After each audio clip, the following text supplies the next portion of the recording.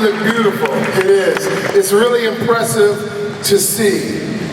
Incredible. We get started, Bus. Hey, you were out Phoenix for the Super Bowl. Yes, I was. Can you give us your version? We asked Tony last night. What happened down there late in the game? Hey, I mean, you were running back. I mean, a big running back. I mean, those are the times as a running back you want the ball. You want to sit on the sideline and say, "Give me the ball." You know, this is my opportunity to impact the game, and they didn't allow Marshawn Lynch to do that. And I promise you right now, in Seattle, those coaches have said, "We are so stupid." Bus, let's go back. You grew up as a boy in Detroit, Michigan. I think that you were the youngest of 3 kids. Tell us a bit about the family, mom, dad. We had a very, very close family in Detroit. There was a lot of love. There just wasn't a lot of cash in the home. But we did everything, you know, as one unit. And that's why, to this day, our family unit is so close. We lost my father some years ago, but we have stayed together and really worked as one unit. Although, you know, I'm married, my brother has gotten married, we've still stayed very close. What's interesting about Bus, reading some of his history, was you didn't even play football until high school. Isn't that right? Yeah, I didn't play football until high school. I was a bowler, if you can believe it. A bowler. A bowler. Yeah, and not a Pro Bowler. I was literally a bowler for a lot of years. So my early child development was me going out on Saturdays in a league, bowling on Saturdays and Sundays. But my mother was very smart. She knew there was outside factors in my environment that she didn't want me to be a part of. So she thought, what could I do to get my sons out of the environment and put them in a very safe environment? And that was bowling. So I grew up bowling, and when I was 14, I had to make a decision. And that decision was, do I continue to bowl or do I try to play football? Because I just felt I could earn a college scholarship playing football. That was the only reason I played football, was to earn a scholarship to college. There you go. What was interesting too, part of your childhood, you developed an asthma problem, which, by the way, Bus, was part of your life right through the NFL. Absolutely. I went out for football, and here I thought I was this tough guy going out to play football, and they put us on the track and they had us run, and I passed out. And they took me to the hospital, and I was diagnosed with having asthma. And, you know, it scared me, but my mom and dad sat me down and they told me, if you want to continue to play, you can, as long as you manage the asthma, and as long as you do what we tell you to do, you will be fine. And my career...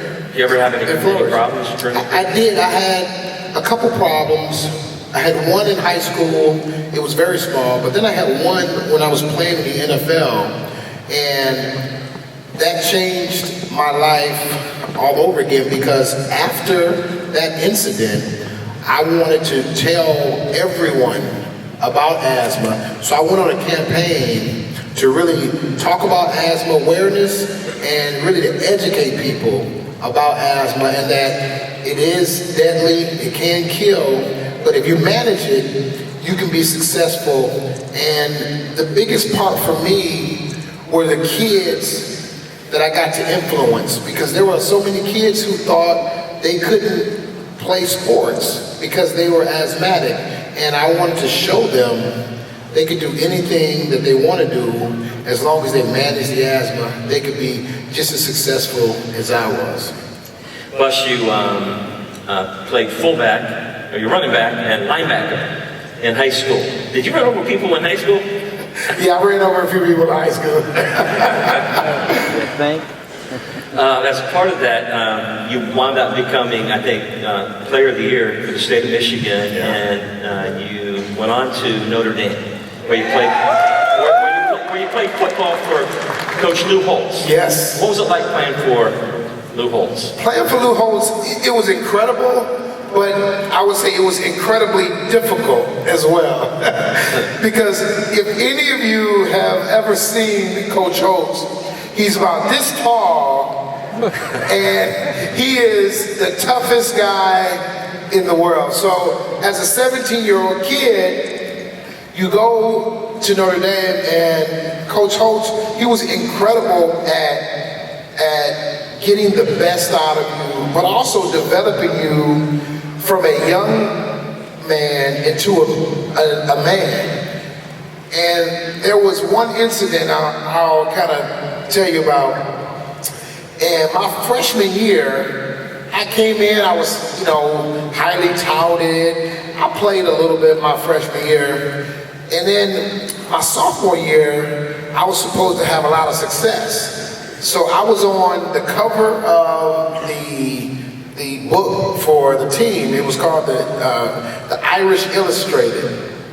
And I was so proud of myself. I went out and bought every book I could find. I was sending it to my cousins and friends and everybody. And I went to practice, probably the second practice. And Coach Holtz, he gets up and he says, "We've got a guy, he's going to cost us a national championship. We can't trust him, he's not committed. I don't think he cares." So everybody started looking around. I'm looking around like, who is that guy? He's gonna cost us a championship. And so he keeps going, and if you know Lou Holtz's voice, he talks with a lisp. He's gonna cost us a championship. I can't trust him. But guys, this is your team. And so he went on, this is your team, you've got to deal with it. This player is going to cost you a championship. And he said, "Jerome Bettis, would you stand up?" And I was like, oh, no! And he made me stand up in front of all my teammates. And I mean, I was as red as you could imagine. So he broke practice. I had the hardest practice I've ever had. I mean, every guy out there was trying to hit me, knock me down. But what it did was, it toughened me up, but also it humbled me as well. And after practice, he pulls up on his golf cart, and he says, "Jerome, get in." And I'm the only person around because nobody wanted to walk with me. I was just, I was just out by myself. He says, "How was practice?" And I was like, the worst. He says, "I was just trying to motivate you. Have a good day." And I'm saying to myself, motivate? But what it did was, it taught me so much. It humbled me. It taught me about work ethic. And I had a stronger commitment, not only to myself, but to my teammates. And I understood what it meant to be a family with all those guys. It wasn't just about me. It was about us. And it was a special moment. Your career transitioned from there to, actually you got drafted by the St. Louis Rams, right? LA Rams, and they moved to St. Louis. So the LA Rams, Chuck Knox, head football coach, they dubbed you the battering ram out there. You were NFL Rookie of the Year, I think. You did something like 1,429 yards, 79 first downs. in his rookie season, you all.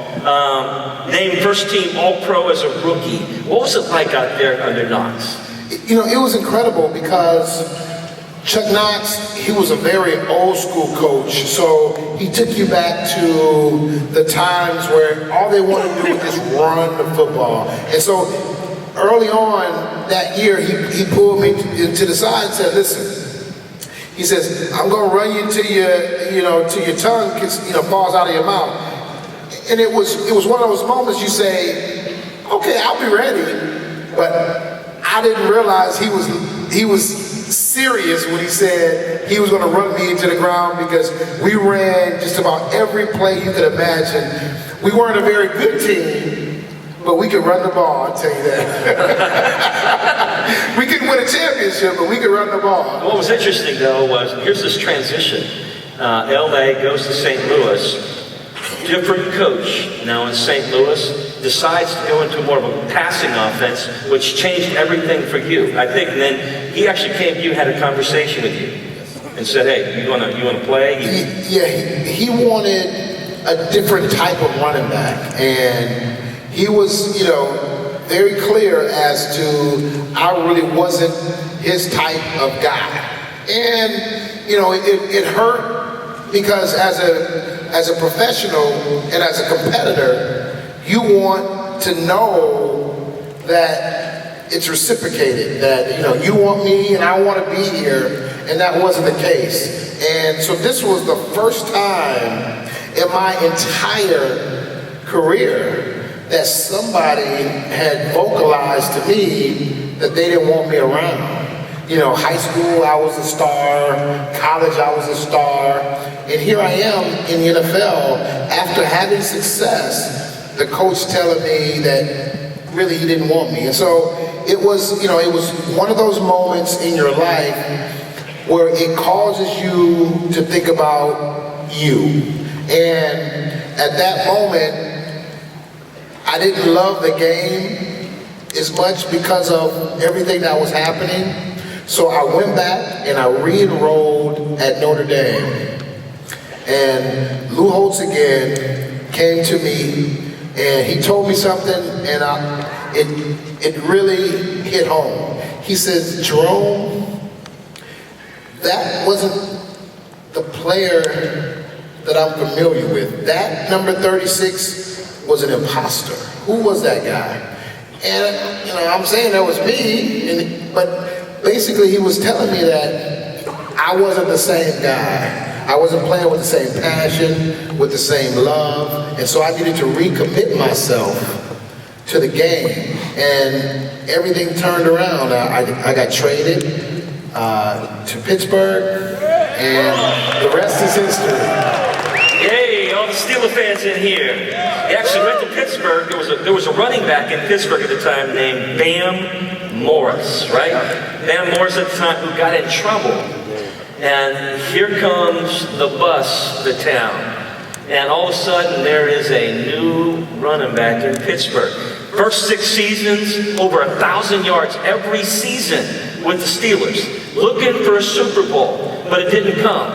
And Bus, after those 6 seasons, 2001, what I found interesting was you wound up getting hurt.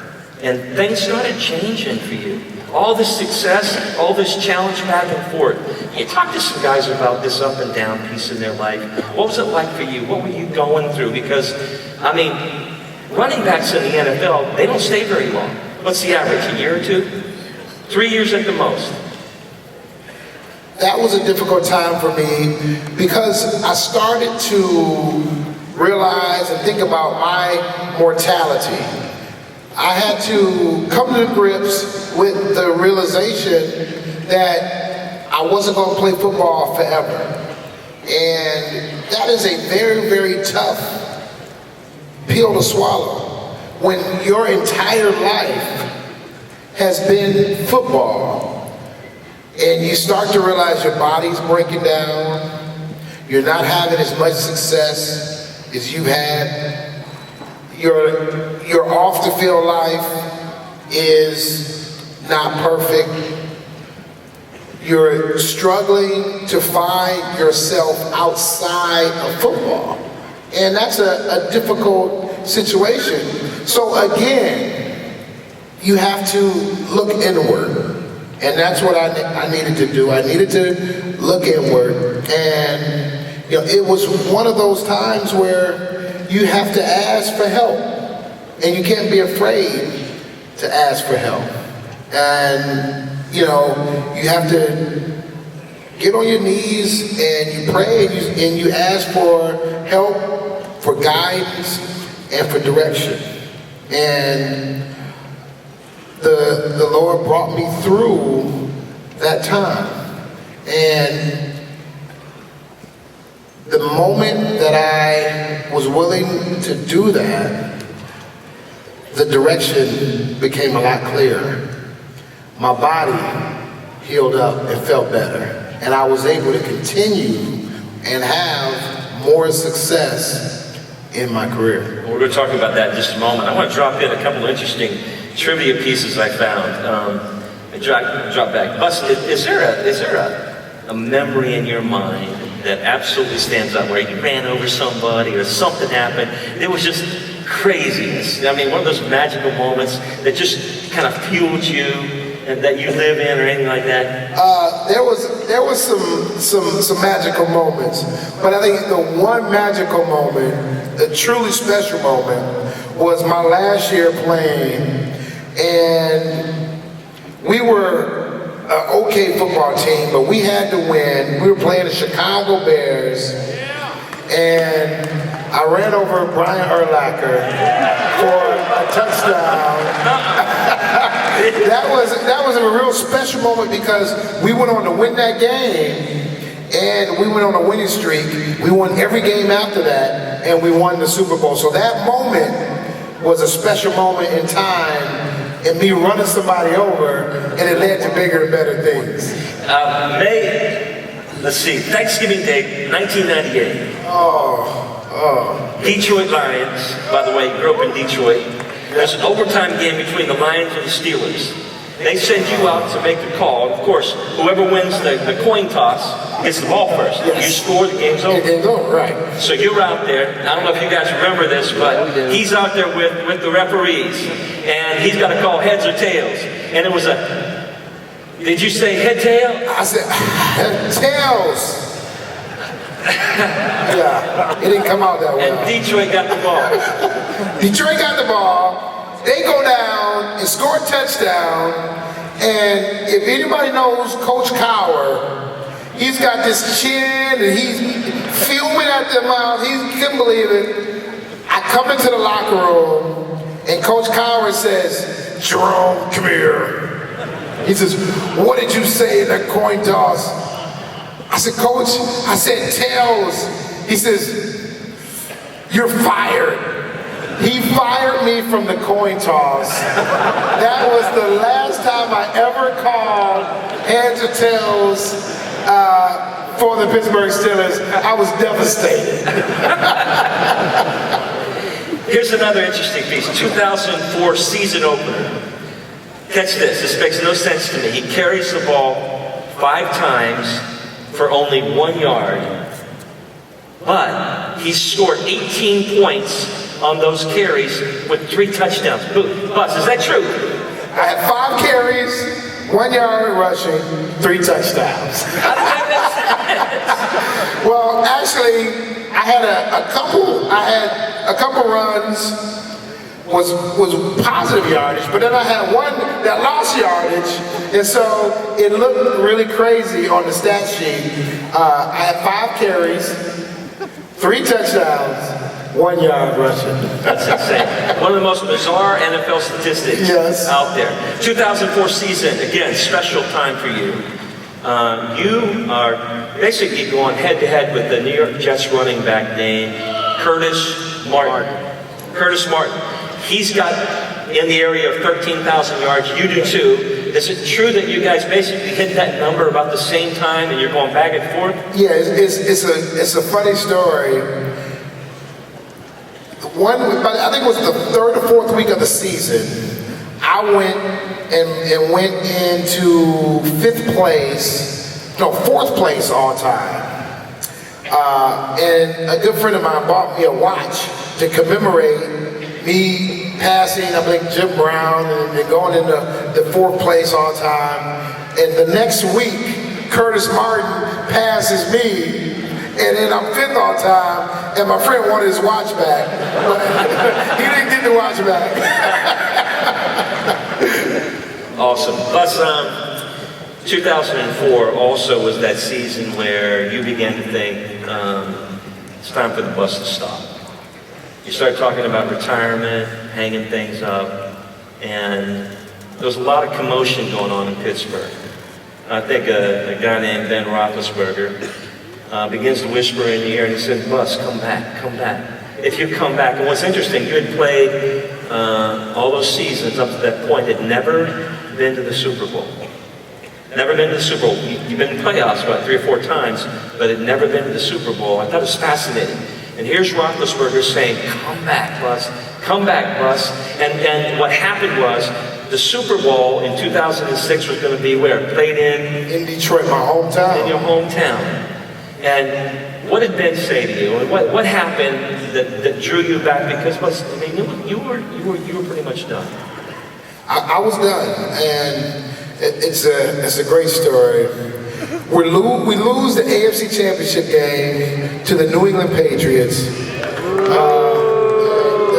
They were a better football team, so we think, because that was the Spygate year, so we're not sure. But that's a whole other story. That's a whole other story. I'm not upset, huh? Okay. But we lose that game, and we're on the sidelines, and I'm on the sideline, I'm teared up, and Ben is next to me, and he's teared up. He says, "Jerome," he says, "give me one more year, just come back one more year. I promise you, I'll get you to the Super Bowl." And I'm saying to myself, come back one more year? I'm like, if you hadn't thrown those interceptions, we'd be in the Super Bowl. To me, come back next year. So it was one of those, I knew what he was saying, and we were in that moment together, and he promised me that he would get me to a championship. And it took a little convincing, but about a month or so later, I made the decision to come back. And it was the best decision I ever made in my life. Ben, a man of his word, after every playoff game that next year, he gave me the game ball. And after we won the championship in Detroit, he gave me the game ball and told me, "I promised you I would get you a championship. Here it is." And it was a great moment.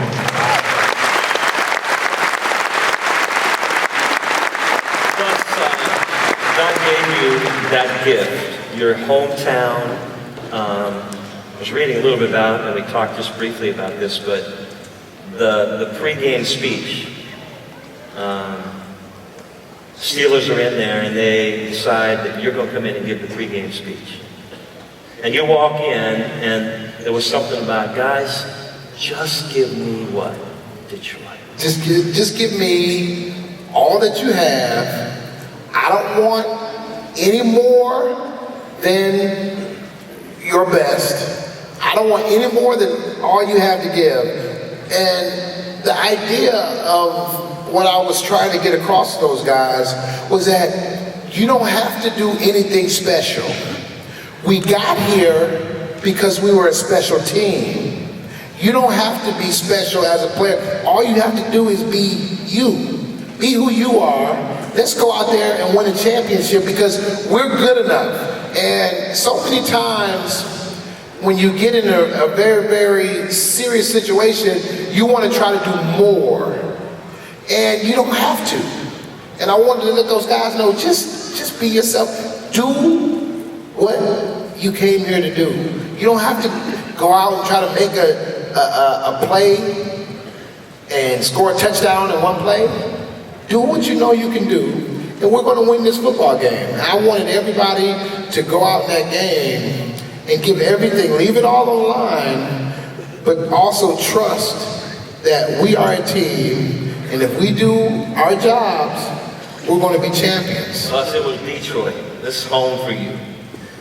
Were you a little crazy inside?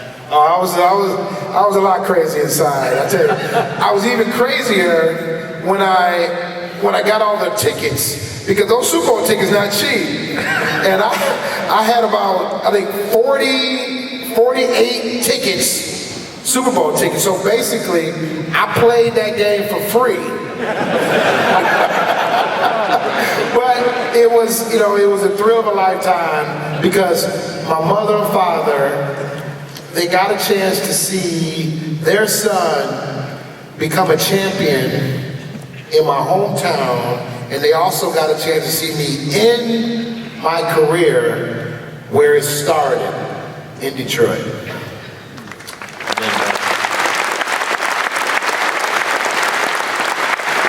I know that there's a picture of you at post-game with Hines Ward, who was the MVP of the game. The two of you are up on the podium up there, and Hines yells out, "I'm going to Disney World and I'm taking the bus with me." And the two of you guys, and there's also a beautiful portrait of you. After it was over, I think they captioned you. You're running out through the crowd and you're looking for who? Your mom Looking for my mom and dad. And you said, "Mom and Dad." They got your lips. We're going home. We're going home. The bus brought it home. Yeah, we brought it home, and that's what it was all about. My mother and father, I was so blessed because they went to every single game I ever played in the NFL. Not most of them. They went to every single game. My mother and father were there through all the wins, through all the losses, and it was great for me because I got a chance to be grounded and be with my parents, because so many times you have success and it goes to your head. But I was always the third child. I was always that kid. And a funny story, the first thing I did when I signed my contract, I bought my mom and dad a house. And my dad, he wanted this big old antenna back then. This was before the satellites had the little dish. I bought a big dish, and his thing was, I want to watch all the games. But they came to every single one of the games. So they had me buy this big old dish so they could watch HBO and Showtime and all this, and they came to every game anyway. But it was incredible as a child to have my parents there, because sometimes when you lose a game and you need somebody to pat you on your back, my mother and my father, they were there for me. Plus, again, never too late for a dad to have influence in his son or daughter's life. Never too late. Bus has two nicknames. I don't know if you guys know this. The Bus, he got that for carrying multiple defenders on his back like a bus ride. Everybody knows the Bus. His other nickname was the Closer. Who gave that name to you? Bill Cowher. Yeah, he gave me that name because late in the football game, if we were ahead, feed the bus. His thing was, give it to the bus, and he would tell me, hey, close it out, close it out. And so my nickname was the Closer. In the fourth quarter, if we were ahead, we won that football game because they gave me the ball and we closed the game out. That was it. Comeback Player of the Year, not once but twice. Bus, you understand what it's like to be down and know that you pour a lot of your life into mentoring, especially young men. We're going to talk about your faith here in just a moment. And Bus, to those guys out there, everybody goes through seasons. The seasons piece. Now, we touched on it a little bit earlier, but what do you say to a man out there who wonders if he can ever come back? And you know that, Bus? And by the way, the game does end. And how do you go on? You know, if you're at the crossroads and you're asking yourself, how do I pick myself up? You have to understand that we all have that inside of us, that one thing that says that you can do it.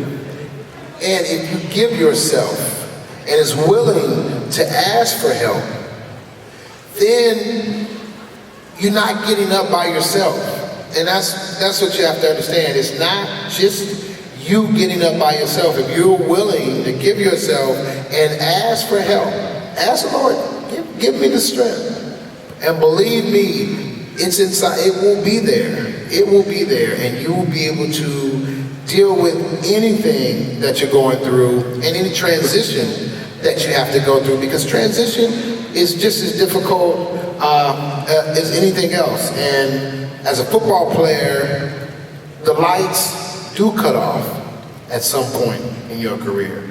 And you do have to transition to other things. And it's a very, very difficult thing, but if you ask for help and direction, then the way will be shown to you.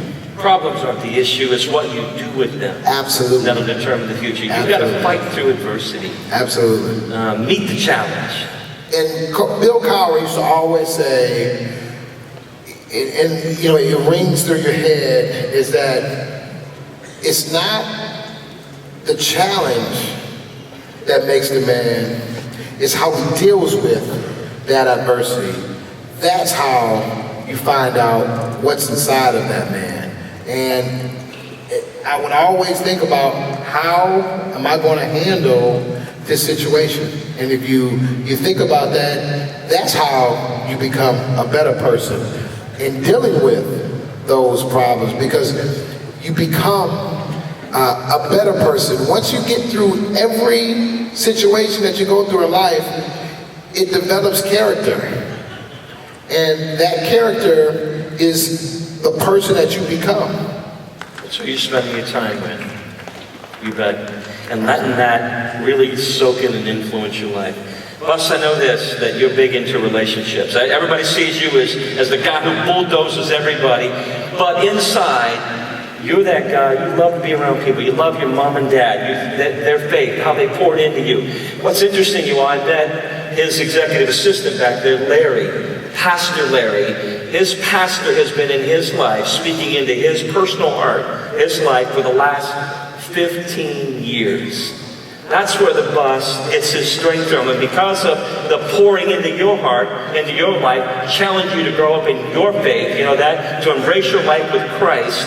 Your deal is you want to give that, and that's what your heart is now. Plus, you're pouring yourself into Pittsburgh. You're pouring yourself into homes up there where boys who don't have somebody to speak into the light. That mentoring piece, can you talk about that? What you want to give to them, and challenge these men? Because you were back there telling me, Tim, if we can get these men to do this job, we change the world. And I want to tell you all a story. And so many times people see me, they see the success, they see the Super Bowl championship, they see all the things that have come because of football.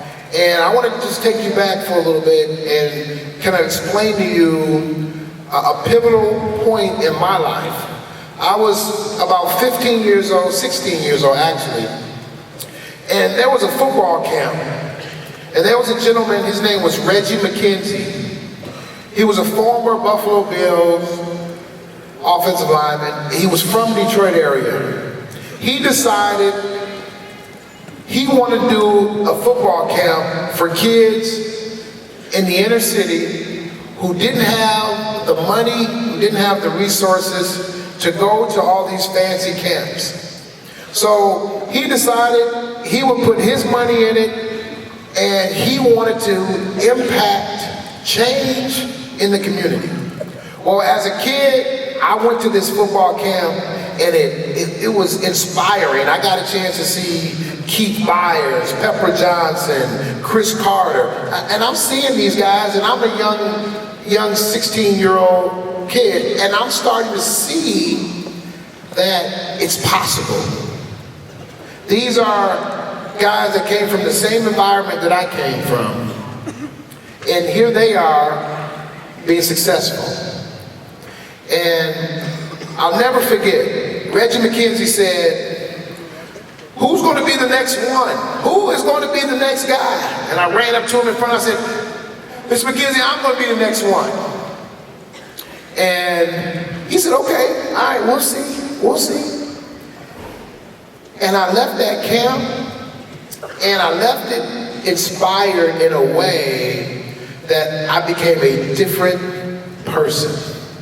Because at that point, I understood that I could have success, that possibility was there. And after the camp was over, I went to Mr. McKenzie and I said, you know, Reggie, why do you do this camp? And he said, I do this camp so if I can just help one kid, if I can just change one kid's life, then I think I've made a change. And I went to Reggie and I told him, that one kid is me. You changed my life, thank you. And that's what mentoring is all about. It's about having an opportunity to impact and change someone's life. And it doesn't take a lot of money, but it takes the effort to want to do that. So I challenge all the men in here, take the time to mentor, because you can change a kid's life. I'm telling you that because a man changed my life. So it can be done.